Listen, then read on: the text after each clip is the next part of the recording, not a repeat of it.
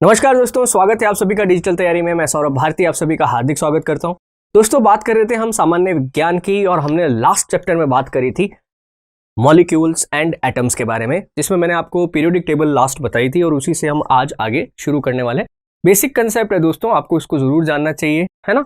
Exam के अंदर बहुत काम आता है। इवन हमारे जो कोई भी किसी भी प्रकार का कोई पेपर है, चाहे आप एनटीपीसी का दें, एसएससी का दें, इस बेसिक साइंस में से जरूर सवाल पुटअप होते हैं। ठीक है, चलिए तो वापस से मैं एक बार थोड़ा सा रिकॉल करवाना चाह रहा हूं आपको कि कल हमने लास्ट लेक्चर के अंदर क्या किया था। देखिए, लास्ट लेक्चर के अंदर मैंने आपको एक टेबल बनाई थी जिसके अंदर हमने बात करी थी परमाणु क्रमांक यानी कि एटॉमिक नंबर की। ठीक है, मैंने आपको बताया था कि हमारे पास तत्व कौन सा होगा यानी कि एलिमेंट कौन सा है और चिन्ह कौन सा है यानी कि सिंबल कौन सा है। ओके, और मैंने आपसे कहा था कि आपको एटलीस्ट एटॉमिक नंबर 1 to लेके 20 तक जो है वो आपको पता होने चाहिए। इसमें देखिए, मैंने आपको ऐसे बात करी थी जैसे 1 पहला है हाइड्रोजन, दूसरा helium, lithium, beryllium, boron, carbon, nitrogen, then oxygen. ठीक है, फिर फ्लोरीन, सॉरी 9 पे आएगा, ये 9-10 से होगा। 9 पे था फ्लोरीन, नियॉन, सोडियम, मैग्नीशियम,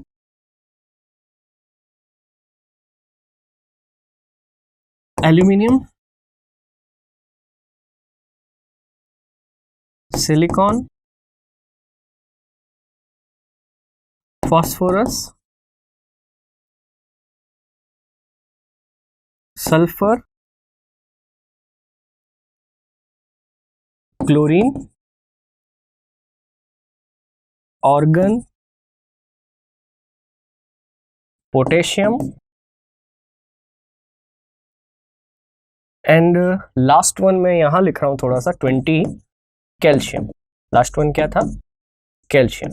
ठीक है, अपन ने सबकी बात करी थी कि सबका एटॉमिक साइन अपन क्या लेंगे, जैसे हाइड्रोजन का H, helium He, lithium Li, beryllium Be, boron B, carbon C, nitrogen N, oxygen O, fluorine F, neon Ne, sodium Na, magnesium Mg, aluminium Al, silicon Si, phosphorus का P, sulphur का S, chlorine का Cl, organ का Ar, potassium का K और calcium के लिए हमारे पास था Ca। मैंने आपसे कहा था कि एटलीस्ट आपको ये 20 तक सीरीज याद होनी चाहिए, तभी आगे बहुत सारे ऐसे काम हैं जो हो पाएंगे। तो देखो, आपको ये चीज तो समझ में आ गई है कि एटॉमिक नंबर क्या है। Atomic number equal to number of protons and number of protons will be equal to number of electron.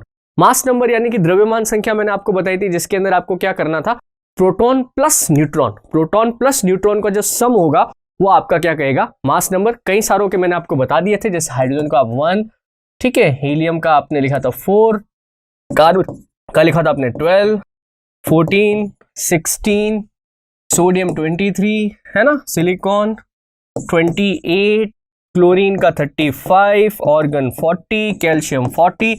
इस तरह से मैंने आपको मास नंबर भी बताए थे। तो मोटे मोटे तौर पर आपको 3 स्टेटमेंट याद रखना है।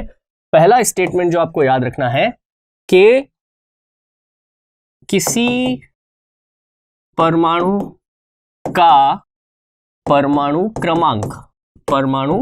क्रमांक मीन्स एटॉमिक नंबर, वो हमेशा किसके इक्वल होगा, नंबर ऑफ प्रोटॉन्स के। बात समझ रहे? किसी भी जगह पर आपको एटॉमिक नंबर पता है, इसका मतलब आपको प्रोटॉनों की संख्या पता है। क्लियर? दूसरा स्टेटमेंट जो आप याद रखेंगे वो ये रखेंगे, प्रोटॉनों की संख्या हमेशा बराबर होगी इलेक्ट्रॉनों की संख्या के। यानी number of proton will be equal to number of electron. Okay, और फाइनल चीज मैंने आपसे कही थी परमाणु भार, परमाणु भार या जिसको आप कह सकते हैं एटॉमिक वेट, हमने इसको द्रव्यमान संख्या या मास नंबर भी लिखा था, एक ही बात है ये, है ना। ये हमेशा होगा प्रोटॉन प्लस न्यूट्रॉन।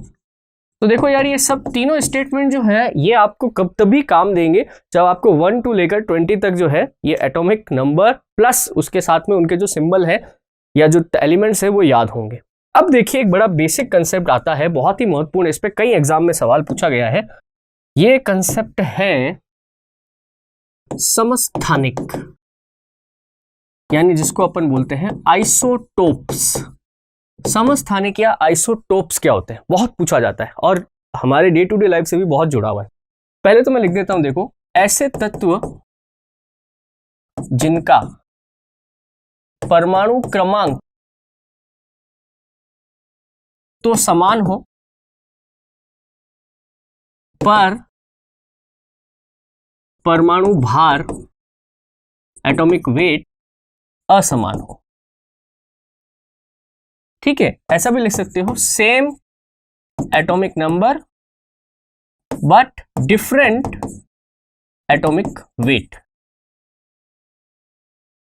उसको आप क्या बोलेंगे, उसको आप हमेशा समस्थानिक या आइसोटोप बोलेंगे। एक एग्जांपल लेते हैं, देखो मैंने लिखा हाइड्रोजन। ठीक है, देखो हाइड्रोजन कौन होगा जिसके अंदर नंबर ऑफ प्रोटॉन कितने होंगे, नंबर ऑफ प्रोटॉन होगा 1, यानी कि जिसका एटॉमिक नंबर भी हाइड्रोजन का अपन क्या बोलते हैं, एटॉमिक नंबर कितना है, 1।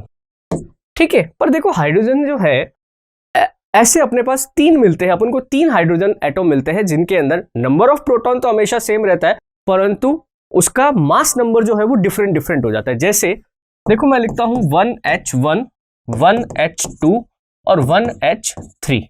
प्रकृति के अंदर अपन को हाइड्रोजन के 3 आइसोटोप मिलते हैं।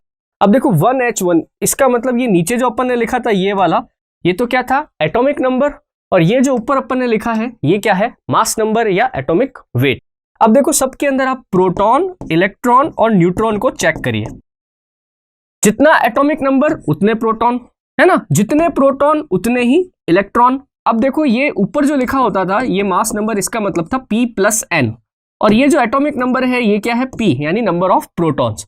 इसमें से इसको माइनस करोगे तो P से P कैंसिल हो जाएगा, पीछे क्या बचेगा, न्यूट्रॉन बचेगा। इसका मतलब क्या है, अगर आप एटॉमिक वेट में से एटॉमिक नंबर को माइनस कर देंगे तो न्यूट्रॉनों की संख्या आ जाएगी। चलो करते हैं, 1 - 1 करो तो क्या आ गया, 0, यानी कि हाइड्रोजन जो नॉर्मल अपन को मिलता है 1H1, उसके अंदर न्यूट्रॉन होता ही नहीं है। बात समझ रहे, हाइड्रोजन जो हमें मिलता है उसके पास सिर्फ एक प्रोटॉन है और बाहर उसके एक इलेक्ट्रॉन चक्कर लगा रहा है। पर जब 1H2 की बात करता हूं मैं, तो आप देखो यहां देखो, प्रोटॉन कितना, जितना एटॉमिक नंबर उतना, इलेक्ट्रॉन कितना, जितना प्रोटॉन उतना इलेक्ट्रॉन। अब न्यूट्रॉन की बात करो, अब 2 में से 1 जाएगा, एटॉमिक वेट में से इसको माइनस करोगे क्या बचेगा, 1। अगला देखो, अगेन एटॉमिक नंबर 1 तो प्रोटॉन 1, जितना प्रोटॉन उतना ही इलेक्ट्रॉन। अब 3 में से 1 माइनस किया तो क्या आ गया, 2। यानी कि हाइड्रोजन के जो समस्थानिक है उसमें आप देखें तो नंबर ऑफ न्यूट्रॉन्स लगातार बढ़ते जा रहे हैं, है ना। और हमने जब एटॉमिक वेट की बात करी थी तो वो क्या था, P+N। प्रोटॉन तो वैसे भी चेंज नहीं होगा, क्योंकि प्रोटॉन अगर चेंज हो गया तो फिर नया एलिमेंट आ जाएगा, तो प्रोटॉन की संख्या हमेशा क्या रहती है, इक्वल रहती है। बट नंबर ऑफ न्यूट्रॉन्स आप देखें तो लगातार बढ़ते जा रहे हैं। परमाणु भार जो है, एटॉमिक वेट जो है वो डिफरेंट होता जाता है, इसी को तो आइसोटोप बोलते हैं। यानी कि एटॉमिक नंबर हमेशा सेम है परंतु उसका एटॉमिक वेट जो है वो डिफरेंट डिफरेंट हो जाता है। इसी आधार पर देखिए अपने जो हाइड्रोजन के ये 3 समस्थानिक हैं, इनको कुछ नाम दिए गए हैं। ये जो 1H1 है इसको अपन बोलते हैं हाइड्रोजन, 1H2 जो है इसको अपन बोलते हैं ड्यूटेरियम, और 1H3 जो है इसको अपन बोलते हैं ट्राइटियम। क्या बोलते हैं, ट्राइटियम। बात समझ रहे, तो ये हाइड्रोजन के 3 समस्थानिक है, याद रह जाएगा। अब इसमें एक सवाल बनता है, भारी जल हैवी वाटर। देखो है तो तीनों ही हाइड्रोजन है, और हाइड्रोजन और ऑक्सीजन को मिलाने से क्या बनता है, पानी, H2O बन जाता है। परंतु अगर आप हाइड्रोजन की जगह ड्यूटेरियम ले लें, ड्यूटेरियम का मतलब क्या है, उसमें एक न्यूट्रॉन भी मौजूद है। ड्यूटेरियम क्या है, उसमें एक न्यूट्रॉन मौजूद है, जबकि हाइड्रोजन में क्या है, न्यूट्रॉन 0 है। तो जब कभी भी अपन ऐसे हाइड्रोजन को लेते हैं जिसमें एक प्रोटॉन है और एक न्यूट्रॉन है, तो उसको अपन क्या बोलते हैं, ड्यूटेरियम। ये ड्यूटेरियम जब ऑक्सीजन से क्रिया कर लेता है तो बन जाता है D2O, और इसी D2O को अपन बोलते हैं हैवी वाटर या भारी जल। D2O को अपन क्या बोलते हैं, हैवी वाटर बोलते हैं। और इस हैवी वाटर का प्रयोग कहां पे होता है, नाभिकीय संयंत्रों में होता है। जो अपने एटॉमिक पावर प्लांट होते हैं ना, वहां पर भारी जल का प्रयोग किया जाता है एक मंदक के रूप में। बात समझ रहे हैं? मंदक का मतलब है वहां पर न्यूट्रॉन जो फ्री होते हैं, ठीक है, उन न्यूट्रॉन्स की गति को रोकने के लिए इसका प्रयोग किया जाता है। तो D2O कहां पे प्रयोग होता है, D2O या हैवी वाटर जो है वो नाभिकीय रिएक्टर में, एटॉमिक रिएक्टर के अंदर ये प्रयोग किया जाता है। ठीक है, तो जरूर याद रखना। समस्थानिक का एक और बढ़िया उदाहरण देता हूं मैं, कार्बन का। देखो, कार्बन जो नेचुरली अपन को मिलता है उसका एटॉमिक नंबर है 6 और उसका एटॉमिक वेट है 12, परंतु प्रकृति के अंदर अपन को एक कार्बन और मिलता है जो 6C14, जिसको अपन कार्बन 14 के नाम से जानते हैं। यहां पे भी अगर आप चेक करो तो देखो, प्रोटॉन, जितना एटॉमिक नंबर उतने प्रोटॉन, जितने प्रोटॉन होंगे उतने ही इलेक्ट्रॉन होंगे। अब न्यूट्रॉन, यानी कि 12 में से 6 घटाओ तो 6 आ गया। अब इसको देखो, proton, number of atomic number जो है वही प्रोटॉन है, इलेक्ट्रॉन जितने प्रोटॉन उतने ही इलेक्ट्रॉन। अब न्यूट्रॉन को चेक करो, 14 में से 6 गया तो 8। अगेन देखो, न्यूट्रॉन की संख्या जो है वो चेंज हो गई। जैसे ही न्यूट्रॉन की संख्या चेंज हो जाती है, वैसे ही क्या है, एटम का एक आइसोटोप बन जाता है। जनरली जो आइसोटोप्स होते हैं ना, वो रेडियो एक्टिव होते हैं। आइसोटोप्स क्या होते हैं, रेडियो एक्टिव होते हैं, यानी कि इनमें से लगातार अल्फा, बीटा और गामा रेस निकलती रहती है। बात समझ रहे? रेडियो एक्टिव एलिमेंट समझते हैं ना, थोड़ा बहुत आपने पढ़ा होगा। तो जो भी आइसोटोप होगा ना, वो हमेशा रेडियो एक्टिव होगा। तो प्रकृति के अपन को अंदर ये C14 जो है, इसको C14 भी लिखते हैं, कार्बन 14, ये एक रेडियो एक्टिव एलिमेंट है। इसका प्रयोग किया जाता है जीवाश्मों की उम्र जानने के लिए। ठीक है, C14 किस लिए यूज किया जाता है, to find age of fossils. Fossils पता है ना आपको, वो जो प्राचीन काल के वो कुछ भी जीवाश्म वगैरह जो है, जानवर वगैरह है, पेड़ पौधे जो जमीन के नीचे दब गए थे, अब उनकी एज पता करनी है तो अपन क्या करते हैं, C14 का प्रयोग करते हैं। उसमें देखा जाता है कि C14 का कंटेंट कितना है। बात समझ रहे? इससे पता चल जाता है कि ये कब डिके होना शुरू हुआ था। हाफ लाइफ का कंसेप्ट होता है, उससे पता चल जाता है। तो मेरे ख्याल से आपको आइसोटोप समझ में आया होगा। आइसोटोप का मतलब क्या है कि ऐसा जहां पर परमाणु क्रमांक, यानी कि एटॉमिक नंबर जो है वो तो हमेशा क्या हो, सेम हो, परंतु उसका परमाणु भार यानी कि एटॉमिक वेट क्या हो जाए, अलग अलग हो जाए। तो अपन उसको क्या बोलेंगे, आइसोटोप बोलेंगे। ये दो बहुत अच्छे उदाहरण है, एक तो हाइड्रोजन वाला, एक कार्बन वाला। वैसे और भी खूब सारे होते हैं। जितने रेडियो एक्टिव एलिमेंट है ना, वो सब आइसोटोप है, मान के चलना। जितने भी रेडियो एक्टिव एलिमेंट हैं वो सब आइसोटोप हैं। क्लियर? अब देखो, आइसोटोप के साथ साथ एक चीज और आती है, इसको अपन बोलते हैं समभारिक तत्व। ऐसे तत्व जिनका भार सेम हो, इनको आइसोबार्स कहा जाता है। क्या कहा जाता है? आइसोबार। एक तो आइसोटोप और एक आइसोबार, ये जस्ट इसका उल्टा है। यानी कि समभारिक तत्व क्या होते हैं, ऐसे तत्व जिनका परमाणु क्रमांक असमान हो, परंतु परमाणु भार समान हो। परमाणु भार समान हो, कैसा हो? समान हो। यानी कि एटॉमिक नंबर क्या होता है, डिफरेंट होता है, पर एटॉमिक वेट जो है वो क्या है, सेम होता है। जस्ट उल्टा है, आइसोटोप का जस्ट उल्टा है। इसका एक एग्जांपल लेते हैं। आपको भी मैंने बताया था ऑर्गन, और मैंने आपको एक बताया था कैल्शियम। ऑर्गन का एटॉमिक नंबर है 18, कैल्शियम का एटॉमिक नंबर है 20। बात समझ रहे? ऑर्गन का एटॉमिक वेट है 40 और कैल्शियम का भी एटॉमिक वेट है 40। बात समझ रहे? चलो प्रोटॉन इलेक्ट्रॉन चेक करते हैं। प्रोटॉन, जितना एटॉमिक नंबर उतने प्रोटॉन, जितने प्रोटॉन उतने ही इलेक्ट्रॉन। और न्यूट्रॉन, परमाणु भार में से एटॉमिक नंबर को माइनस कर दे, 40 माइनस 18 कितने आ गए, 22 आ गए।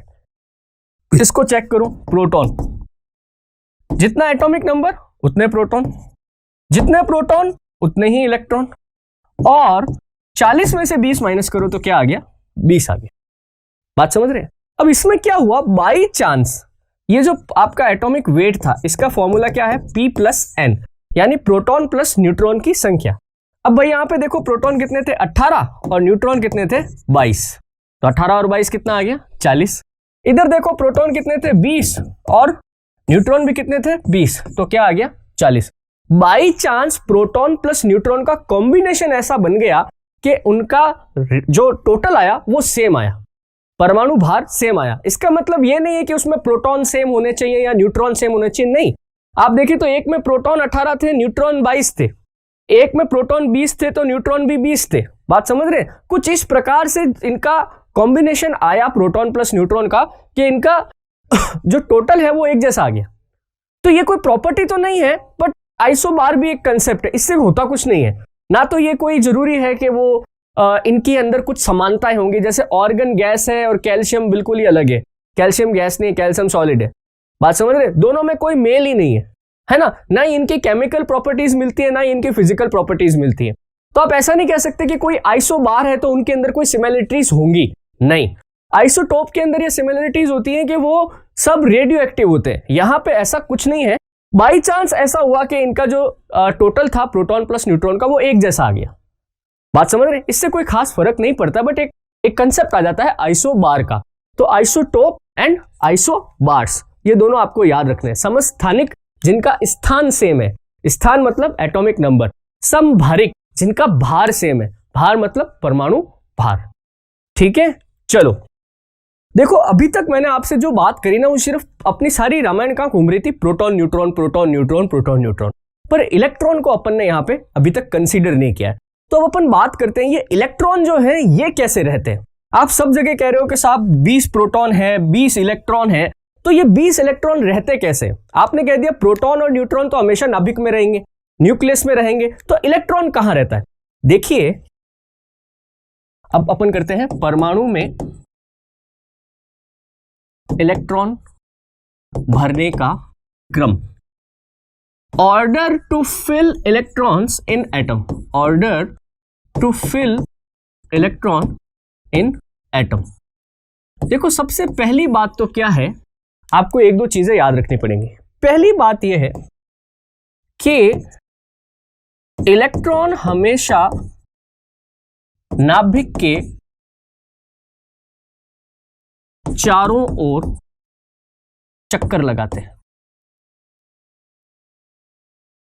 जो भी इलेक्ट्रॉन है वो हमेशा न्यूक्लियस के अराउंड क्या करता है, रोटेट करता रहता है। अपन ने बोहर के हाइपोथेसिस को पढ़ा था, अपन ने रदरफोर्ड के नियम को पढ़ा था, उसमें क्या बात आ रही थी कि एक बीच में क्या है, एक पॉजिटिव चार्ज है ना, और इलेक्ट्रॉन जो है इसके चारों तरफ जो है वो रोटेट कर रहा है।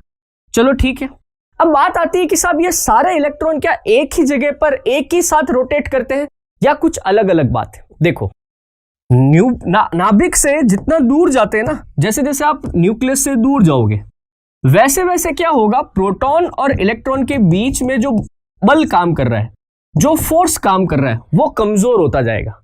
ऑब्वियस सी बात है, अपन ने कुछ भी किया, जैसे अपन ने वो चार्ज वाला वो अपन ने किया था कूलाम का नियम, K Q1 Q2 upon R square, यानी कि डिस्टेंस जितना बढ़ेगा R स्क्वायर बढ़ेगा, फोर्स उतना ही कम होगा। तो इलेक्ट्रॉन जितना दूर जाता है नाभिक से उतना ही वो कमजोरी से इस प्रोटॉन के साथ बंधा हुआ होता है। यानी कि जितना पास में इलेक्ट्रॉन है उतना मजबूती से अपने पास में वो नाभिक के साथ बंधा हुआ है, और जितना वो दूर जा रहा है उतना ही वो नाभिक के साथ कमजोरी से बंधा हुआ है। पहली बात। दूसरी बात आप याद रखेंगे, हमेशा इलेक्ट्रॉन नाभिक के चारों ओर एक निश्चित पथ में चक्कर लगाता है, जिसे कक्ष या ऑर्बिट कहा जाता है। ऑर्बिट कहा जाता है। देखो कोई भी इलेक्ट्रॉन जो है वो एक फिक्स ऑर्बिट के अंदर चक्कर लगा रहा है। जैसे देखो, एक ये अपना पॉजिटिव यानी कि न्यूक्लियस है, एक पहला ऑर्बिट आया, कुछ इलेक्ट्रॉन होंगे वो इस तरह से चक्कर लगाएंगे एक फिक्स ऑर्बिट के अंदर, थोड़ा दूर जाओगे फिर आएगा एक ऑर्बिट, थोड़ा और दूर जाओगे तो फिर एक ऑर्बिट आएगा। हर इलेक्ट्रॉन अपने अपने ऑर्बिट के अंदर चक्कर लगाता है। कुछ विशेष परिस्थितियां होती हैं, बहुत ज्यादा प्रेशराइज कर दिया जाए, बहुत ज्यादा एनर्जी कहीं से आ जाए तो इलेक्ट्रॉन अपनी कक्षा को चेंज कर सकता है, बट नॉर्मल कंडीशन के अंदर ये अपने एक फिक्स पाथ के अंदर चक्कर लगाता रहता है। ये एग्जैक्टली ऐसा ही है जैसे कि हमारा सौर मंडल है, हमारा सोलर सिस्टम है ना, उस सोलर सिस्टम में आप देखिए सन है, सन से पहले ऑर्बिट के अंदर जो है वो अपना बुध ग्रह चक्कर लगा रहा है, उसका अगला ऑर्बिट जो आया उसमें शुक्र ग्रह चक्कर लगा रहा है, उसके अगला ऑर्बिट जो आया तो उसमें पृथ्वी चक्कर लगा रही है, अगला ऑर्बिट आया तो मंगल ग्रह चक्कर लगा रहा है। सबका अपना फिक्स ऑर्बिट है, वो उसको छोड़ते नहीं है। पृथ्वी का जो ऑर्बिट है उसको एक चक्कर पूरा करने में 365 दिन लगते हैं तो लगते हैं, ये कभी बदलता नहीं है। ऐसे कैसे ये इलेक्ट्रॉन जो है अपने फिक्स ऑर्बिट के अंदर चक्कर लगा रहे हैं, याद रह जाएगा। अब लास्ट बात है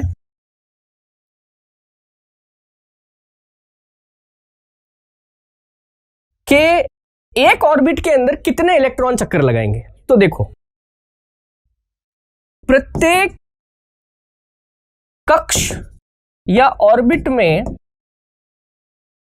इलेक्ट्रॉन की संख्या हेतु 2n² का फॉर्मूला लगता है। बात समझ रहे? अब ये 2n² का फॉर्मूला क्या है इसको देखो। देखो यहां पे 2 तो एक स्टैंडर्ड कांस्टेंट है, और जो यहां पर ये n² है ना, ये n जो है ये दिखाता है कक्ष की संख्या, number of orbit, number of orbit. अब ये क्या चीज है भाई, देखो जैसे कि ये न्यूक्लियस है पॉजिटिव, ठीक है। अब इसके पहला कक्षा या पहली कक्षा उसको अपन दे देते हैं नंबर 1, कक्ष की संख्या 1, ऑर्बिट नंबर 1। अगला आया, इसको मैंने बोल दिया ऑर्बिट नंबर 2, फिर अगला आया मैंने इसको बोल दिया ऑर्बिट नंबर 3, फिर अगला आया इसको मैंने बोल दिया ऑर्बिट नंबर 4। 1 2 3 4, यहां पे n जो है वही 1 2 3 4 ही है। हालांकि इसको KLMN से भी लिखते, KLMN ऐसे भी रिप्रेजेंट कर सकते हैं, है ना। बट नंबर ऑफ ऑर्बिट में यहां n का मतलब क्या है, यहां पर n का मतलब है 1 2 3 या 4। जैसे अब मैं कहता हूं कि कक्ष संख्या 1 में इलेक्ट्रॉन की संख्या बताइए, कक्ष संख्या 1 में इलेक्ट्रॉन की संख्या कितनी होगी। तो देखो फॉर्मूला क्या है, 2n²। n यहां पर क्या है, कक्ष की संख्या, और यहां पे कौन सा कक्ष है, 1, तो n की जगह कितना रख दूं, 1 रख दूं, रख दो साहब 1, 1 का स्क्वायर कितना 1, बच गया कितना 2। बात समझ रहे? मैं कहता हूं साहब आप ऐसा बताओ, अगर दूसरा कक्ष आ जाए, यानी कि n की जगह अब क्या रखना है 2, दूसरा कक्ष जो है इसमें कितने इलेक्ट्रॉन हो सकते हैं, अगेन रखो 2n² फॉर्मूला है, 2 n की जगह क्या रख दिया 2, 2 का स्क्वायर, 2 दूनी 4, 4 दूनी 8। चलो साहब मुझे ये बताओ कि n संख्या 3 आ जाए, यानी कि नंबर ऑफ ऑर्बिट कौन सा आ जाए, 3rd आ जाए, उसमें मैक्सिमम कितने इलेक्ट्रॉन आ सकते हैं। कि साहब ऐसा करो, 2n² का फॉर्मूला है, उसमें अब n की जगह रख दो 3, 3 का स्क्वायर 3 तिया 9, और 9 दूनी कितने 18। अच्छा चलो साहब मुझे बताओ n बराबर 4 के अंदर क्या होगा। साहब देखो 2n² का फॉर्मूला है, यहां पे अब यहां पे n की जगह 4 रख दीजिए, 4 का स्क्वायर 4 चौक 16, 16 दूनी 32। यानी कि क्या हुआ, पहला जो कक्ष आएगा उसमें कितने इलेक्ट्रॉन हो सकते हैं, उसमें 2 इलेक्ट्रॉन, मैक्सिमम कितने आ सकते हैं, 2 इलेक्ट्रॉन आ सकते हैं और नहीं आएगा। अगर और ज्यादा इलेक्ट्रॉन आ गए तो क्या होगा साहब, वो अगले में जाएंगे, और 2 के बाद कितना आया है 8 आया है। कि साहब ये 1 2 3 4 5 6 7 और 8 आते ही अब ये रूम भी भर गया है साहब। अब अगर एक्स्ट्रा इलेक्ट्रॉन आएंगे तो वो यहां पे नहीं आ सकते, अगले जो 18 इलेक्ट्रॉन है वो तीसरे में जाएंगे, तो अब 18 इलेक्ट्रॉन यहां पे भरे जा सकते हैं। बात समझ रहे? चलो साहब और ज्यादा आ गए तो साहब एक कक्ष और बढ़ जाएगा, अब और आगे वाले में चले जाएंगे। जैसे जैसे आप नाभिक से दूर जा रहे हैं, क्योंकि ऑर्बिट बड़ा हो रहा है, तो नंबर ऑफ इलेक्ट्रॉन्स भी लगातार बढ़ते जाएंगे। तो आप देखें किसी परमाणु के कक्ष में 2, 8, 18, 32 एंड सो ऑन, इस तरह से इलेक्ट्रॉन भरे जाएंगे। सबसे नजदीक का जो इलेक्ट्रॉन कक्ष होगा उसमें 2 इलेक्ट्रॉन, उसके बाद 18, फिर 32, फिर 64, ऐसे ऐसे ही आगे चलता जाएगा। That is number of electrons. तो अब आप समझे कि इलेक्ट्रॉन्स की ज्योमेट्री कैसी होती है। इलेक्ट्रॉन इस 2n² वाले फॉर्मूले का पालन हमेशा करते हैं। क्लियर है? अब देखो इसमें एक और रूल आता है, वो भी अपन कर लेते हैं। इसको बोलते हैं अष्टक का नियम। इसको क्या बोलते हैं अपन? अष्टक का नियम, यानी कि ऑक्टेट रूल। क्या कहते हैं? Octet rule. अब ये ऑक्टेट रूल क्या कहता है? ऑक्टेट रूल कहता है किसी परमाणु के बाह्यतम कोश में यदि 8 इलेक्ट्रॉन है तो वह स्थायी परमाणु, या इसको आप कह सकते हैं न्यूट्रल एटम की तरह व्यवहार कर।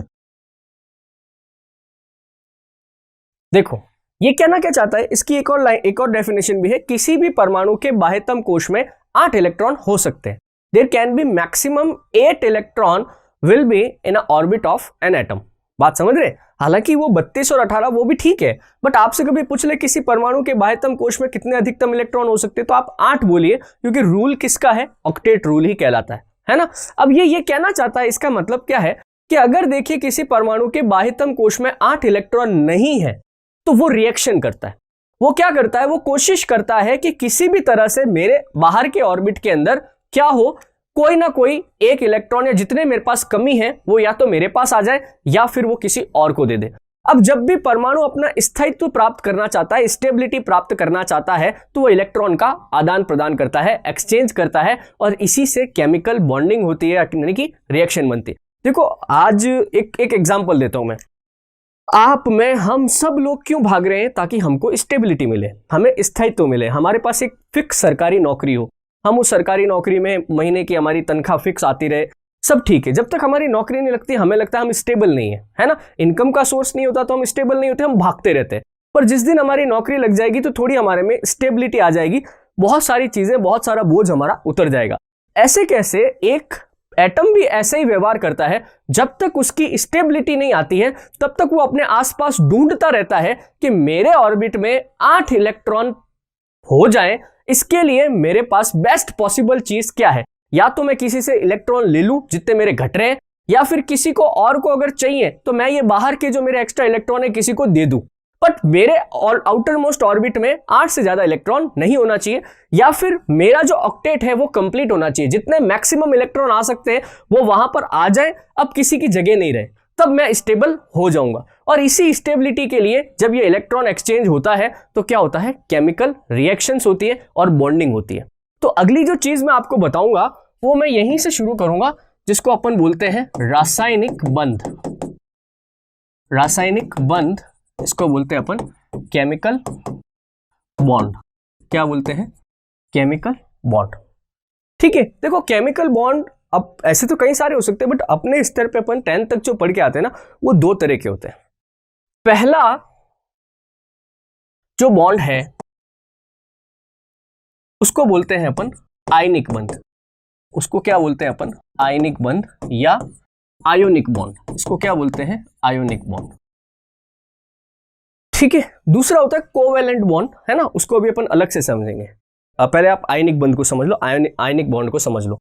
देखो क्या है इसमें, क्या होता है जब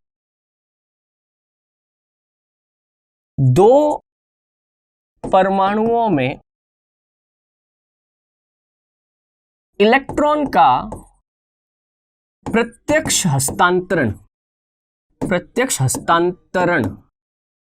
यानी कि डायरेक्ट ट्रांसफर होता है, डायरेक्ट ट्रांसफर होता है, तब आयनिक बंध का निर्माण होता है। Whenever the electrons directly transfer in between two atoms, then the ionic bond is formed. देखो मैं उदाहरण देता हूं, उससे बहुत अच्छा समझ में आएगा। देखो सबसे बेसिक उदाहरण है सोडियम का और क्लोरीन का, बहुत बढ़िया उदाहरण है। देखो सोडियम का एटॉमिक नंबर है 11, क्लोरीन का एटॉमिक नंबर है 17। सोडियम का एटॉमिक नंबर क्या है 11 और क्लोरीन का क्या है 17। सबसे पहले तो आप ऐसा देखो कि मेरे पास है सोडियम, क्या है सोडियम।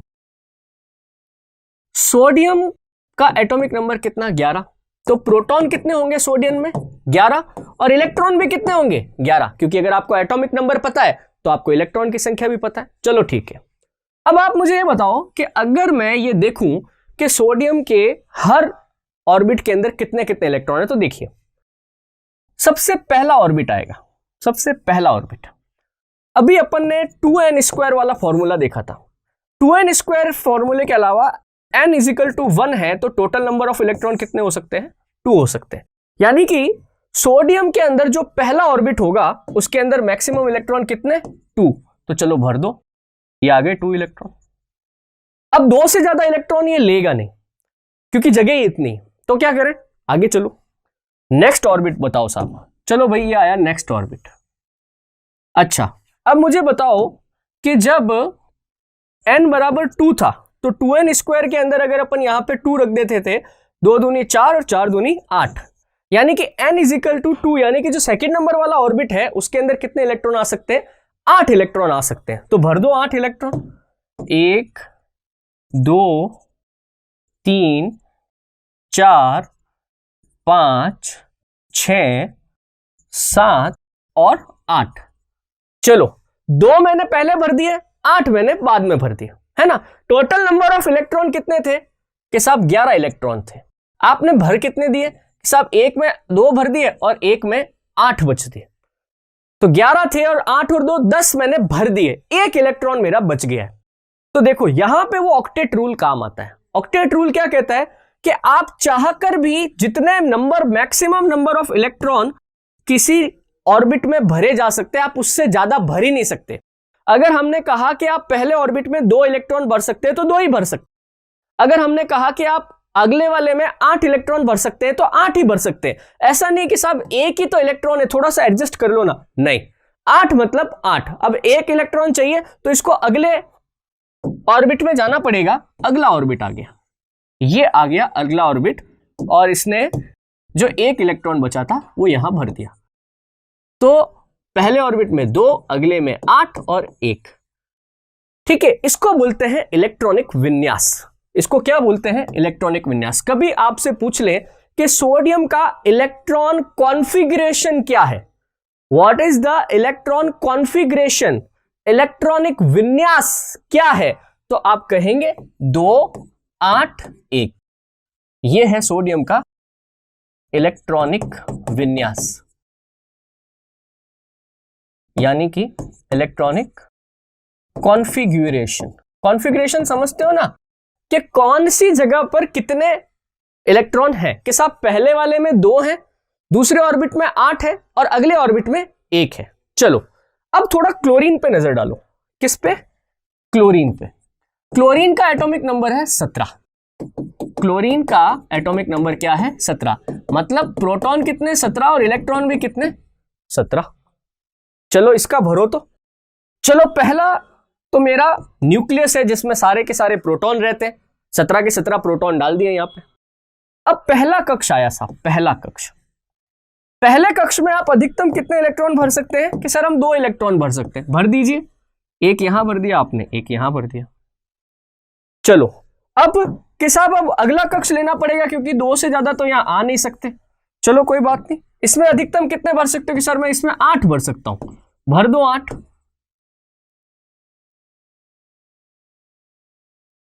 ये 8। चलो तो देखो भाई क्लोरीन के अंदर मेरे को टोटल 17 इलेक्ट्रॉन भरने थे, उसमें से पहले वाले में मैंने 2 भर दिए, अगले वाले में 8 भर दिए, तो मैंने टोटल कितने भर दिए, 8 और 2 10, भरने कितने थे 17, यानी कि 7 इलेक्ट्रॉन अभी भी अपना रास्ता ढूंढ रहे हैं, अपना घर ढूंढ रहे हैं। तो चलो कोई बात नहीं, इनको अगले घर में बैठा देते हैं अपन, अगले ऑर्बिट में बैठा दो इन 7 इलेक्ट्रॉन को। तो मैंने 7 इलेक्ट्रॉन भरने शुरू किए, 1 2 3 4 5 6 और 7। आ कितने सकते थे, 8 इलेक्ट्रॉन की जगह थी, पर क्लोरीन के पास कितने इलेक्ट्रॉन थे, 7 ही इलेक्ट्रॉन थे। 8 इलेक्ट्रॉन की जगह थी, पर सोडियम के पास कितने, 1 ही इलेक्ट्रॉन। दोनों अब हाईली अनस्टेबल है।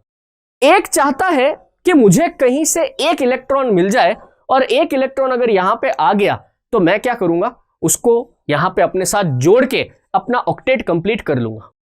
एक कहता है यार मेरे यहां पे ये एक अकेला यूं ही बचा हुआ है, अगर मैं इसको बाहर निकाल दूं तो मेरा ये ऑर्बिट ही खत्म हो जाएगा, और मेरे लास्ट ऑर्बिट में तो 8 है ही है। बात समझ रहे? तो ये दोनों आपस में म्यूचुअल अंडरस्टैंडिंग करते हैं। सोडियम कहता है भाई मुझे तो मेरे इस इलेक्ट्रॉन की जरूरत नहीं है, तू जा भाई, मत रहे मेरे पास। ये इलेक्ट्रॉन यहां से निकल के बाहर आ जाता है। बात समझ रहे? क्लोरीन कहता है मुझे बहुत जरूरत है भाई, तू फटाफट मेरे पास आ जा। तो ये इलेक्ट्रॉन यहां से सीधा कहां का रुख करता है, क्लोरीन की तरफ रुख करता है, और यहां पे जाके जुड़ जाता है। अब ये इसके लिए सोडियम और क्लोरीन दोनों को पास पास में आना पड़ेगा। ये दोनों पास में आते हैं, और ये इलेक्ट्रॉन सीधा शेयर कर लेता है लास्ट वाले को। ये कुछ ऐसा होता है, मान लीजिए ये सोडियम का लास्ट वाला कक्ष है जिसके अंदर ये 1 इलेक्ट्रॉन है। बात समझ रही? ये सोडियम का लास्ट कक्ष है जिसमें 1 इलेक्ट्रॉन है, और ये वाला ये क्लोरीन का लास्ट कक्ष है जिसके अंदर 7 इलेक्ट्रॉन है। जिसके अंदर कितने, 7 इलेक्ट्रॉन, 1 2 3 4 5 6 और 7। एक जगह खाली थी, इसने कहा ये मैं मेरे साथ जोड़ लेता हूं। बात समझ रहे? दोनों ने क्या किया, अब इस इलेक्ट्रॉन को निकाल के अपने पास ले लिया, और इनके बीच में एक बॉन्डिंग हो गई। क्या हो गई, बॉन्डिंग हो गई। इसी से क्या होता है, जब सोडियम और क्लोरीन आपस में मिल जाते हैं तो क्या बन जाता है, NaCl बन जाता है। अब दोनों का ऑक्टेट कंप्लीट है। अब ना इसको किसी की जरूरत है, ना इसको किसी की जरूरत। अब ये किसी से रिएक्ट नहीं करेंगे जिंदगी में, क्योंकि अब जगह ही नहीं है इलेक्ट्रॉन आने की, हम किसी को कहां रखें। तो आप देखिए, जब एक इलेक्ट्रॉन निकल जाता है, पूरा अपना घर ही छोड़ दिया इसने, निकल के ये दूसरे किसी ऑर्बिट में जाके बैठ गया, प्रत्यक्ष हस्तांतरण, डायरेक्ट ट्रांसफर हुआ इलेक्ट्रॉन का, इसी को बोलते हैं आयनिक बॉन्ड। अब यहां पे आयनिक बॉन्ड का मतलब क्या है, थोड़ा उसको समझो। देखो, मैंने अभी आपसे कहा कि सोडियम, मैं जब सोडियम की बात करता हूं, सोडियम में इलेक्ट्रॉन कितने थे, 11 इलेक्ट्रॉन। सोडियम में टेक्निकली इलेक्ट्रॉन कितने होना चाहिए, 11 होना चाहिए, है ना। पर जब सोडियम का 1 इलेक्ट्रॉन चला गया, तो अब सोडियम में कितने इलेक्ट्रॉन है, 10 इलेक्ट्रॉन ही तो हैं, क्योंकि एक तो इसका सबसे बाहर वाला चला गया। तो अब मेरे पास जो सोडियम है उसमें इलेक्ट्रॉन कितने हैं, 10।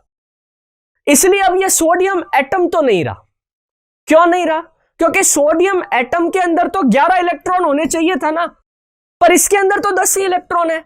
तो क्या करें, अब है तो ये सोडियम ही, है ना, 1 इलेक्ट्रॉन कम है, तो क्या हुआ, तो फिर जब ये 10 इलेक्ट्रॉन हो जाते हैं, 1 इलेक्ट्रॉन चला जाता है, तो अपन इसको बोलते हैं सोडियम आयन। क्या बोलते हैं, सोडियम आयन। ऐसे कैसे, अब यहां पे देखो, क्लोरीन के अंदर नॉर्मली जो एटम था तो कितने इलेक्ट्रॉन थे, 2 8 7, टोटल कितने थे, 17। पर जब 1 इलेक्ट्रॉन इसने दूसरे से ले लिया, तो अब 17 में 1 इलेक्ट्रॉन और जुड़ गया, अब इलेक्ट्रॉन कितने हो गए, 18। तो टेक्निकली जो क्लोरीन एटम था उसमें तो 17 इलेक्ट्रॉन ही थे, पर अभी रिएक्शन होने के बाद जो क्लोरीन बना है, 1 एक्स्ट्रा ले लिया इसने, तो 18 इलेक्ट्रॉन हो गए। तो इसको भी अपन क्या बोलते हैं कि साहब ये जो है ये क्लोरीन आयन है। ये क्या है, क्लोरीन आयन है। तो देखो, एक ने इलेक्ट्रॉन को त्याग दिया है, लेफ्ट कर दिया है, और एक ने इलेक्ट्रॉन को गेन कर लिया है, पा लिया है। इस तरह से जब एक कोई इलेक्ट्रॉन त्याग दे या कोई इलेक्ट्रॉन ग्रहण कर ले, तो किसका निर्माण होता है, आयंस का निर्माण होता है। बात समझ रहे? तो आयन क्या होते हैं, मैं लिख देता हूं। आयन क्या होते हैं? जब कोई परमाणु इलेक्ट्रॉन का त्याग करता है अथवा उसे ग्रहण करता है, या तो लूज करता है या गेन करता है, ठीक है, तब आयन का निर्माण होता है। किसका निर्माण होता है? आयन का निर्माण होता है। बात समझे? यह दो तरह के होते हैं, यह दो तरह के होते हैं। आयन्स कितने टाइप के हो सकते हैं? दो टाइप्स के। या तो हो सकते हैं धनायन, जिसको अपन बोलते हैं पॉजिटिव आयन, या फिर इसका एक नाम और है एनाइंस। इनको पॉजिटिव आयंस को और क्या बोलते हैं? एनाइंस भी बोलते हैं, ठीक है। तो धनायन यानी कि पॉजिटिव आयन, आप तो पॉजिटिव आयन याद रखो, ठीक रहेगा। जब कोई परमाणु इलेक्ट्रॉन का त्याग करता है, यानी कि इलेक्ट्रॉन को लूज करता है, तब धनायन बनता है। और दूसरा होता है ऋणायन, कैटायन कहते हैं इसको, यानी कि नेगेटिव आयन बोल दो आप तो। जब कोई परमाणु इलेक्ट्रॉन को ग्रहण करता है, यानी कि गेन करता है, तो उसे ऋणायन कहा जाता है। क्लियर? अब वापस अपना NaCl वाला एग्जांपल लो। NaCl वाला एग्जांपल है ना। सोडियम ने जब अपना एक इलेक्ट्रॉन त्याग दिया, तो अब ये एक पॉजिटिव आयन बन गया, और पॉजिटिव आयन का चिन्ह होता है, आप उसके ऊपर पॉजिटिव लिख दीजिए। आप जितने प्लस के साइन लगाएंगे, इसका मतलब है इसने इतने इलेक्ट्रॉन त्याग दिए। इसने एक इलेक्ट्रॉन त्यागा था, तो मैंने एक पॉजिटिव लगा दिया। आगे होता है मैग्नीशियम, उसके बाहरी कोश में 2 इलेक्ट्रॉन होते हैं, सोडियम में 11, तो उसके अंदर 12 होते हैं, तो यानी कि यहां पे 2 आते हैं, वो 2 इलेक्ट्रॉन दे सकता है, तो 2 प्लस लगा दो। एल्यूमिनियम जो है वो 3 इलेक्ट्रॉन दे सकता है, तो 3 प्लस लगा दो। या फिर ऐसे भी लिख सकते हो Mg2+ या एल्यूमिनियम 3+। इसका मतलब होता है जहां कहीं पर भी आपने ये नंबर डाल के प्लस का साइन लिख दिया, इसका मतलब है ये एक पॉजिटिव आयन है, और जितने संख्या लिखी है इतने इलेक्ट्रॉन ये त्याग सकता है, इतने इलेक्ट्रॉन ये लूज कर सकता है।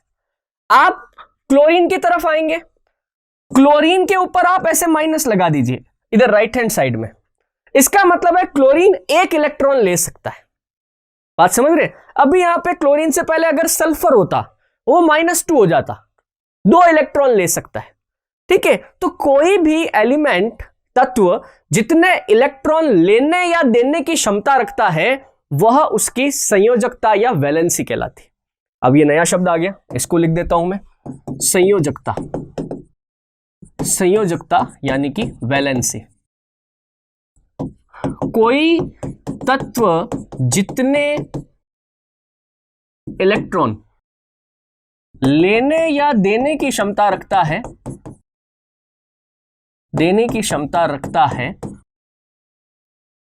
वह उस तत्व की संयोजकता यानी कि वैलेंसी कहलाता है। जैसे सोडियम 1 इलेक्ट्रॉन देने की क्षमता रखता है 1+, तो सोडियम की वैलेंसी कितनी है? +1। क्लोरीन 1 इलेक्ट्रॉन लेने की क्षमता रखता है, इसकी वैलेंसी कितनी है? -1। मैग्नीशियम 2 इलेक्ट्रॉन लेने की क्षमता रखता है, एल्यूमिनियम 3 इलेक्ट्रॉन लेने की क्षमता रखता है। बात समझ रहे? ऐसे कई सारे आ जाएंगे।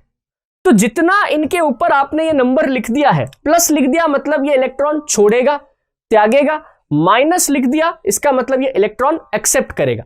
दोनों ही केसेस में ये जो ऊपर नंबर आपने लिखा है, चाहे पॉजिटिव लिखा है चाहे नेगेटिव लिखा है, ये दिखाता है वैलेंसी को। प्लस और माइनस किसको दिखाता है? प्लस का मतलब है इलेक्ट्रॉन जा रहा है और नेगेटिव का मतलब है इलेक्ट्रॉन ऐड हो रहा है या इलेक्ट्रॉन आ रहा है। तो आपको कुछ चीजें समझ में आई। सबसे पहली चीज मैंने आपको बताई आयंस।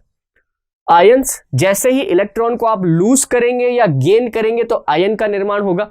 जो इलेक्ट्रॉन छोड़ रहा है, त्याग कर रहा है ना, लूज कर रहा है, वो पॉजिटिव आयन है। जो इलेक्ट्रॉन को गेन कर रहा है, इलेक्ट्रॉन को ले रहा है, वो नेगेटिव आयन है ना। आयन पॉजिटिव है, नेगेटिव है, जितने इलेक्ट्रॉन गए या आए वो उसकी वैलेंसी है। तो जहां कहीं पर भी ये इलेक्ट्रॉन एक जगह से निकल के दूसरी जगह पर गए हैं तो इनके बीच में जो बॉन्डिंग हो रही है वो क्या हो रही है? आयनिक बॉन्डिंग हो रही है। इनके बीच में कौन सी बॉन्डिंग हो रही है? Ionic bonding. आयनिक बंध का एक और उसूल होता है कि आयन जो बनता है ना, जिसमें आयनिक बॉन्ड होता है, इससे जो भी चीजें बनती है, जो भी कंपाउंड बनता है, यौगिक बनता है, ये सॉल्यूबल होता है, जल के अंदर घुलनशील होता है। ये आयनिक बंध की बहुत बड़ी विशेषता है ना। अगर आप इसको इलेक्ट्रिकली चार्ज करेंगे तो ये वापस अपना इलेक्ट्रॉन जो है इसका लेने देने का काम वापस कर लेता है। इसको इलेक्ट्रिकली डिस्चार्ज भी किया जा सकता है। बात समझ रहे हैं? जैसे NaCl हुआ अपना, NaCl कॉमन सॉल्ट है, यानी कि नमक है। आम भाषा में अपना नमक जो है, आप देखिए जल में घुलनशील है। अपने अपने स्तर पर अगर Na हो अलग और Cl हो अलग, ये दोनों ही जहरीली चीजें हैं, मानव शरीर के लिए बहुत घातक है अगर दोनों अलग अलग हो तो। परंतु जब दोनों एक साथ मिल गए तो दोनों ने ही एक दूसरे को न्यूट्रल कर दिया और नमक हम खाते हैं, कोई दिक्कत नहीं है। तो आयनिक बॉन्ड समझ में आया? इलेक्ट्रॉन समझ में आया आपको? इलेक्ट्रॉन कैसे एक जगह से दूसरी जगह जा रहे हैं। तो पहली तरह का बॉन्ड मैंने आपको कौन सा बताया? Ionic bond. क्लियर? दूसरे तरह का बॉन्ड जो है उसको बोलते हैं सहसंयोजक बंध। सहसंयोजक बंध, जिसको अपन बोलते हैं कोवैलेंट बॉन्ड। क्या बोलते हैं? कोवैलेंट। अब ये क्या चीज है साहब? देखो, जब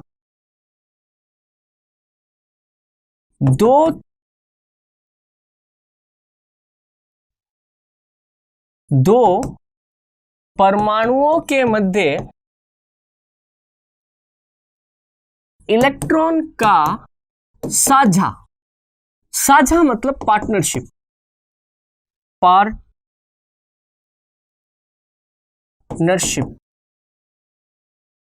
होता है, तब आयनिक बंध बनता, सॉरी क्या है, सहसंयोजक बंध बनता है, माफ कीजिएगा। तब सहसंयोजक यानी कि कोवैलेंट बॉन्ड बनता है। देखो, वैसे तो कोवैलेंट बॉन्ड बहुत ज्यादा बनते हैं, मैं आपको बहुत जोरदार एग्जांपल बताता हूं, आप उससे समझ जाओगे। यानी क्या, इलेक्ट्रॉन एक जगह से निकल के दूसरी जगह नहीं जाना चाहिए, आपस में कोई साझा कर लेते हैं। बहुत बढ़िया उदाहरण है इसका हाइड्रोजन। देखो, हाइड्रोजन का आपको पता है अपन क्या लिखते हैं हाइड्रोजन को? 1H1, यानी कि इसमें एक ही प्रोटॉन है और एक ही इलेक्ट्रॉन है। हाइड्रोजन की खासियत क्या है? एक ही इलेक्ट्रॉन है इसमें। अब हाइड्रोजन का अगर अपन चित्र बनाए ऐसा वाला, तो देखो बीच में तो प्रोटॉन आ गया है ना, पहला कक्ष आएगा। पहले कक्ष में अधिकतम कितने इलेक्ट्रॉन आ सकते हैं? 2 इलेक्ट्रॉन आ सकते, 2n² वाला फॉर्मूला। पर हाइड्रोजन में 2 तो इलेक्ट्रॉन ही नहीं है, हाइड्रोजन में इलेक्ट्रॉन तो एक ही है। चलो कोई बात नहीं, एक इलेक्ट्रॉन आके यहां बैठ जाता है। बात समझ गए? एक इलेक्ट्रॉन यहां आके बैठ गया। अब इसका 2 जने आ सकते हैं, 2 इलेक्ट्रॉन आ सकते हैं, पर इलेक्ट्रॉन ही एक ही है, हाईली अनस्टेबल है। हाइड्रोजन को डेस्परेटली चाहिए कि यार मुझे कहीं से एक इलेक्ट्रॉन लाके दे दो, तो कहीं से भी लाओ। हाइड्रोजन के एक एटम की बात है, यह हाइड्रोजन का एक एटम है। ऐसे ऐसे इनफाइनाइट हाइड्रोजन के एटम घूम रहे हैं जिनको एक एक इलेक्ट्रॉन चाहिए। तो हाइड्रोजन किसी और के आगे हाथ फैलाए, इससे अच्छा हाइड्रोजन अपनी ही जाति के एक दूसरे हाइड्रोजन से हाथ मिला लेता है। हाइड्रोजन की जाति का और भी तो हाइड्रोजन हो सकते हैं ना, ये हाइड्रोजन का इसी के जैसा कोई एक दूसरा एटम है, वो भी रो रहा है कि यार मेरे पास भी एक इलेक्ट्रॉन है, कोई एक इलेक्ट्रॉन मुझे दे दो। अब दोनों कहते हैं कि यार देख भाई, तेरे को भी एक इलेक्ट्रॉन की जरूरत है, मेरे को भी एक इलेक्ट्रॉन की जरूरत है, तेरे पास भी एक इलेक्ट्रॉन है, मेरे पास भी एक इलेक्ट्रॉन। अपन क्या करते हैं, अपन इसकी पार्टनरशिप कर लेते, तेरे को चाहिए तो तेरा, मेरे को चाहिए तो मेरा। ये लोग क्या करते हैं, ये दोनों आपस में एक दूसरे का इलेक्ट्रॉन शेयर कर लेते हैं। ये कहते हैं कि थोड़ा तू मेरे पास आ, ठीक है, और थोड़ा मैं तेरे पास आता हूं, ओके। और हम क्या करते हैं, हमारा जो इलेक्ट्रॉन है उसको अपन शेयर कर लेते हैं। अब देख, ना ये तेरा है ना मेरा, अपन दोनों के ऑर्बिट में एक एक इलेक्ट्रॉन है। तो जब दोनों हाइड्रोजन आपस में एक दूसरे से जुड़ जाते हैं तो अब यहां पर हाइड्रोजन का एक एटम नहीं है, हाइड्रोजन के यहां पे दो एटम है, इसीलिए अपन H2 लिखते हैं। हाइड्रोजन अकेला कभी भी एग्जिस्ट नहीं करता है। मैं जब हाइड्रोजन गैस लिखता हूं ना, तो हाइड्रोजन गैस में हमेशा मुझे H2 लिखना पड़ता है, नाइट्रोजन गैस में हमेशा मुझे N2 लिखना पड़ता है, ऑक्सीजन गैस में हमेशा मुझे O2 लिखना पड़ता है, क्योंकि स्वतंत्र अवस्था में सिंगल सिंगल इनका एटम एग्जिस्ट करता ही नहीं है, वो फटाफट अपने जाति के दूसरे किसी एटम से रिएक्ट कर लेता है। बात समझिए, ठीक है। तो ये है शेयरिंग का उदाहरण है। उसमें क्या हुआ था, इलेक्ट्रॉन सोडियम छोड़ के निकला और परमानेंटली क्लोरीन में जाके बैठ गया। इलेक्ट्रॉन सोडियम से निकला, परमानेंटली क्लोरीन में चला गया, आयनिक बॉन्ड। दोनों ने क्या किया, एक तेरा ले ले एक मेरा ले ले, अपन शेयरिंग कर लेते हैं, दैट इज कोवैलेंट बॉन्ड। अब इसमें एक बड़ी जोरदार चीज हुई, आपने नोट करी, ये भी हाइड्रोजन है, ये भी हाइड्रोजन है, दोनों हाइड्रोजन के एटम है, परमाणु है, पर जब दो हाइड्रोजन आपस में जुड़ गए तो फिर हाइड्रोजन का मॉलिक्यूल बन गया, हाइड्रोजन का अणु बन गया। क्या मतलब, मैं आपको बोलता हूं हाइड्रोजन परमाणु यानी कि एटम, तो मैं लिखूंगा H, और मैं लिखूं आपको हाइड्रोजन का अणु यानी कि मॉलिक्यूल, इसका मतलब है H2। बात समझे। तो कहीं पर भी अगर अणु शब्द का जिक्र आ जाता है, मॉलिक्यूल शब्द का जिक्र आ जाता है, यानी जिसके और टुकड़े किए जा सकते हैं, और जिसके और टुकड़े किए जा सकते हैं, which can be disintegrated further, जो अभी और टूट सकता है। हाइड्रोजन के दो टुकड़े, दो एटम है, इसको H और H कर दो ना आप, जो कि पहले था ही था, है ना। तो दो परमाणु जब आपस में मिलते हैं, परमाणु प्लस परमाणु, तब बनता है एक अणु। मतलब एटम प्लस एटम बनता क्या है, एक मॉलिक्यूल। तो जब कभी भी अणु शब्द आ जाए तो आप समझ जाओगे इसका मतलब क्या है, कि ये फर्दर डिसइंटीग्रेट हो सकता है, इसको अभी आगे और तोड़ा जा सकता है। तो यहां पे समझ आता है कंसेप्ट अणु। अपन अभी तक एटम एटम कर रहे थे, है ना, अपने चैप्टर का नाम क्या है, एटम एंड मॉलिक्यूल, परमाणु और अणु। तो जब दो परमाणु आपस में मिल जाते हैं, चाहे कैसे भी हो, हाइड्रोजन के अलावा कुछ और भी हो सकता था यहां पे, है ना, यहां पे कार्बन हो सकता था, कार्बन और हाइड्रोजन हो सकता था, ठीक है, आप जिसको और तोड़ सकते हैं वो अणु कहलाता है। तो कोवैलेंट बॉन्ड आपको समझ में आया। कोवैलेंट बॉन्ड हमेशा कब बनता है, जब परमाणुओं के मध्य इलेक्ट्रॉन की पार्टनरशिप होती है। क्या होता है, साझा होता है, इलेक्ट्रॉन निकल के नहीं जाता है, इलेक्ट्रॉन शेयरिंग कर लेता है, दैट इज कोवैलेंट बॉन्ड। तो ये आयनिक और कोवैलेंट के अंदर डिफरेंस पे सवाल खूब पूछे जाते हैं। ये भी पूछा जाता है कि हाइड्रोजन के जो दो एटम है, इनके बीच में कौन सा बॉन्ड काम कर रहा है, तो इनके बीच में हमेशा याद रखिएगा कोवैलेंट बॉन्ड काम कर रहा है, याद रह जाएगा आपको। चलो अब देखो दोस्तों, इसी से जुड़ा हुआ एक कंसेप्ट है, उसको भी अपन करके चलते हैं, है ना। देखो अभी मैंने आपको एक चीज बोली कि किसी भी एटम का जो सर्वाइवल है यानी कि स्टेबिलिटी है, वो हमेशा कोशिश करता है आउटर मोस्ट ऑर्बिट के अंदर कैसे भी करके मेरे 8 इलेक्ट्रॉन आ जाए, हमेशा क्या हो, 8 इलेक्ट्रॉन आ जाए। 8 इलेक्ट्रॉन आते ही वो क्या है, वो अपने स्टेबल हो जाता है ना। अब यार अगर अपन पीरियोडिक टेबल को देखें तो ऐसी कौन कौन से एटम है जिनके आउटर मोस्ट ऑर्बिट के अंदर 8 इलेक्ट्रॉन मौजूद है, ठीक है। तो देखो ऐसे कुछ इलेक्ट्रॉन आते हैं जैसे helium, neon, organ, xenon, krypton. Helium, neon, organ, xenon और क्रिप्टॉन, ये कुछ ऐसी गैसेस हैं जिनके आउटर मोस्ट ऑर्बिट का ऑक्टेट कंप्लीट है। इनको अब और जो है किसी इलेक्ट्रॉन की जरूरत नहीं है, ये किसी से क्रिया करते ही नहीं है, और ये सारी गैसेस भी हैं। ये क्या है? गैसेस है। इनको बोलते हैं अक्रिय गैसेस, यानी कि इनर्ट गैसेस। इनको क्या बोलते हैं? Inert gases. इनर्ट गैसेस आप समझ गए। अक्रिय गैसें, अक्रिय गैसें कौन होगी? जिनका अष्टक पूर्ण है, जो किसी से अभिक्रिया नहीं करती। बात समझ रहे? जिनका ऑक्टेट कंप्लीट है, ऑक्टेट कंप्लीट है, और जो नॉन रिएक्टिव है, किसी से भी क्रिया नहीं करेंगे। आपको नंबर वगैरह मत याद रखो, आप सिर्फ इनके नाम याद रखो, हाइड्रोजन, नियॉन, ऑर्गन, जिनॉन और क्रिप्टॉन। जैसे मैं आपको हीलियम, नियॉन, क्रिप्टॉन, जिनॉन और क्रिप्टॉन। जैसे मैं आपको उदाहरण देता हूं, हीलियम। हीलियम का एटॉमिक नंबर है 2, यानी हीलियम में 2 इलेक्ट्रॉन ही होते हैं। तो अपना जो पहला ऑर्बिट आता है उसके अंदर अपन कितने इलेक्ट्रॉन रख सकते हैं? 2 ही इलेक्ट्रॉन रख सकते हैं, बाकी आने की जगह ही नहीं है। आगे चलो, अपना आगे जो है वो है नियॉन। नियॉन के अंदर 10 इलेक्ट्रॉन हो सकते हैं, है ना? तो 10 इलेक्ट्रॉन के हिसाब से अगर आप बनाओ तो पहले वाले में 2 आ जाएंगे, अगले वाले में 8 आ जाएंगे, है ना? पहले वाले में 2, 10 ही भरने हैं ना, अगले वाले में 8, ये 8 के अलावा ना तो इसमें है ना जगह है, ऑक्टेट कंप्लीट हो गया। ऐसे कैसे? ऑर्गन को भी देख लो।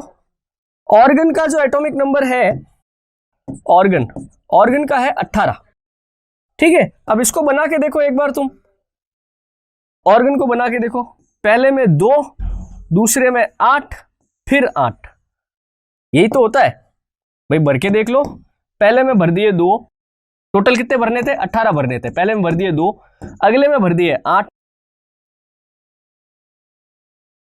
ये भर दिए 8, और अभी 2 और 8 10 भरने कितने थे? 18, तो 8 और बचे हुए, अगले वाले में भर दो।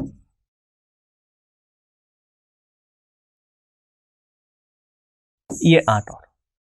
बात समझ रहे? यानी कि अब जगह ही नहीं है। ऐसा कैसा? इनमें आगे भी चलता रहता है, जिनॉन, क्रिप्टॉन, सभी के अंदर एक बात कॉमन है कि जो आउटर मोस्ट ऑर्बिट है उसका ऑक्टेट कंप्लीट है।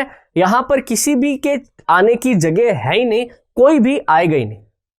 बात समझ रहे? तो हीलियम, नियॉन, ऑर्गन, जिनॉन और क्रिप्टॉन, ये क्या है? हमारी इनर्ट गैसेस है, अक्रिय गैसें हैं, जो किसी से भी क्रिया नहीं करती। याद रह जाएगा। ऐसे कैसे? देखो, अपने पास हैलोजन गैसेस भी है। क्या है? हैलोजन गैसेस, जिनके आउटर मोस्ट ऑर्बिट में 1 इलेक्ट्रॉन आने की जगह होती है। उनके आउटर मोस्ट ऑर्बिट में कितने होते हैं? 7 इलेक्ट्रॉन। तो वो बहुत डेस्परेट रहती, कहीं से 1 इलेक्ट्रॉन आ जाए मेरे पास बस, इसीलिए वो भागती रहती है, किसी ना किसी से क्रिया करती रहती है, हाईली रिएक्टिव होती है। तो कुछ गैसेस अपने पास है जो इनर्ट गैसेस है। तो इनर्ट गैसेस के एग्जांपल याद रखो, कौन कौन से? हीलियम, नियॉन, ऑर्गन, जिनॉन और क्रिप्टॉन। और अभी मैं आपको बता देता हूं कौन सी, हैलोजन गैसेस। तो देखो, अब बात करते हैं अपन हैलोजन गैस की, ठीक है? देखो, हैलोजन गैस कौन कौन सी है? फ्लोरीन, क्लोरीन, ब्रोमीन और आयोडीन।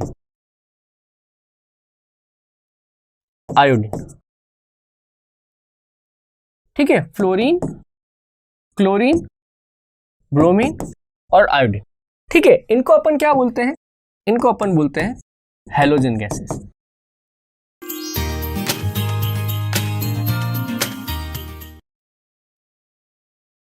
ठीक है? हैलोजन गैसेस क्या है? जिनके बाह्यतम कोश में 7 इलेक्ट्रॉन हो। यह यार इंग्लिश में लिख देता हूं, मेरे को हिंदी नहीं आ रहा है इसका। हाईली रिएक्टिव, अत्यधिक क्रियाशील। हाईली रिएक्टिव मतलब क्या होता है? अत्यधिक क्रियाशील होती हैं। यानी डेस्परेट होती हैं कि इनको एक कहीं ना कहीं से एक इलेक्ट्रॉन चाहिए ही चाहिए। जैसे देखो फ्लोरीन, अब इसका थोड़ा अपन इसका चित्र बना के देखते हैं। देखो फ्लोरीन का एटॉमिक नंबर है 9। तो चलो बना के देखो, फ्लोरीन के पहले कक्ष में कितने इलेक्ट्रॉन आ जाएंगे? 2 आ जाएंगे। अगले कक्ष में कितने आ जाएंगे? 8 आ जाएंगे। अब 8 और 2 10, भरने कितने थे? 9। यानी कि एक इलेक्ट्रॉन जो है वो बाह्यतम कोश में चला जाएगा। यानी कि देखो आप, सॉरी 2 आ गए और 8 भर दिए अपन ने, 7 ही भरने चाहिए थे। थोड़ा इसको ऐसे करना पड़ेगा यार। देखो वापस बना रहा हूं, फ्लोरीन एटॉमिक नंबर है इसका 9, है ना। यानी कि पहले कक्ष में 2 आ जाएंगे और दूसरे कक्ष में 7 आएंगे। 7 और 2 ही तो 9 होते हैं। यानी कि ये अपना पहला ऑर्बिट और ये अपना दूसरा ऑर्बिट। पहले ऑर्बिट के अंदर कितने? 2 इलेक्ट्रॉन, 1 और 2। अगला 1 2 3 4 5 6 और 7। यानी कि एक जगह अपने पास खाली है एक इलेक्ट्रॉन आने की। भारी तरह से अपन को एक कहीं ना कहीं से एक इलेक्ट्रॉन चाहिए ही चाहिए। इतना रिएक्टिव होता है फ्लोरीन, इसको कहीं पर भी रखो ये अकेला रहता ही नहीं है, किसी ना किसी से क्लियर कर लेता है। इसीलिए फ्लोरीन जो है ये आवर्त सारणी का, पीरियोडिक टेबल का सर्वाधिक क्रियाशील तत्व है। कभी आपसे पूछ ले कि पीरियोडिक टेबल का हाईली सबसे ज्यादा क्रियाशील तत्व कौन सा है, तो आपका आंसर हमेशा किस पे जाएगा? फ्लोरीन पर। आवर्त सारणी का पूरी पीरियोडिक टेबल में सबसे रिएक्टिव एलिमेंट कौन सा है? कि साहब फ्लोरीन है। ऐसे कैसे? चलो मैं क्लोरीन का तुमको बना के बताता हूं। हालांकि क्लोरीन तो अपन ने पीछे ही किया था। क्लोरीन का एटॉमिक नंबर क्या था? 17। यानी देखो पहले ऑर्बिट में कितने आ जाएंगे? 2 इलेक्ट्रॉन आ जाएंगे। अगले ऑर्बिट में कितने आएंगे? 8 इलेक्ट्रॉन आ जाएंगे। 8 और 2 10, भरने कितने थे? 17। लास्ट एलिमेंट में कितने? 17 आ जाएंगे, सॉरी 7 इलेक्ट्रॉन आ जाएंगे।